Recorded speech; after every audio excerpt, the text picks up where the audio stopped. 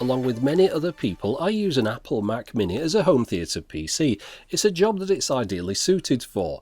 Now, when I want to load up XBMC, I've got a piece of software running in the background called Remote Buddy. That enables the standard Apple remote control to load software as well as operate it. But there are times when you need to use a keyboard, like browsing the internet and things.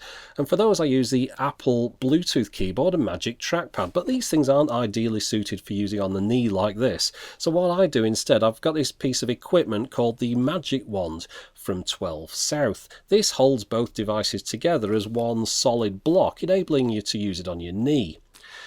All this is really is a piece of plastic trunking.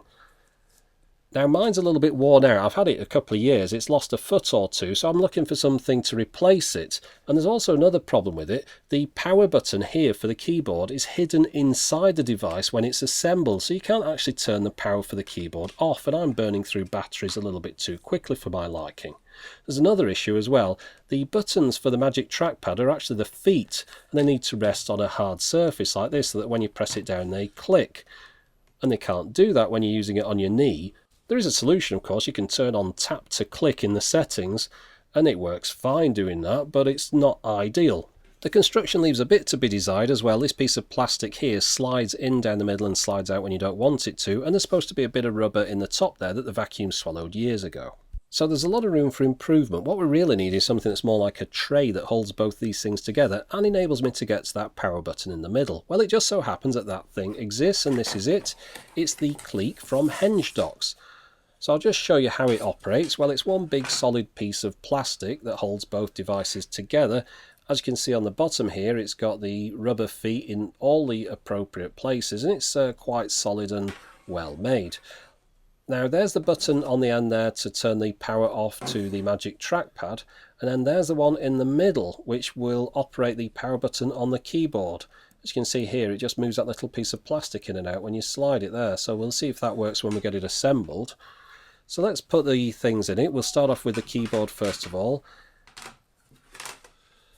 Now it just slides into the bottom there and then pushes down. It's a nice tight fit. In fact, you're a little bit concerned that you're going to break something, but it does go in there nice and firmly and it's not likely to fall out. Next is the trackpad, which seems to go in a little bit easier and just pushes in at the top there.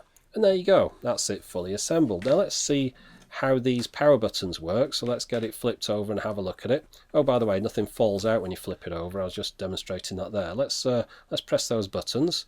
So the keyboard slider first. Well, that one's working fine. We'll just try the one on the end for the trackpad, and that works as well. And on top of that, the trackpad now clicks because it's pushing against a hard plastic base rather than mid-air.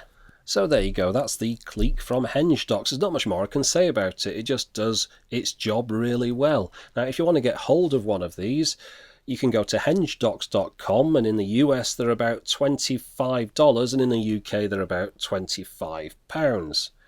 Now, you might think that's quite a bit of money, but when you think the original Magic Wand that I bought was about $30 or about £25 in the Apple shops. Anyway, for the moment, thanks for watching.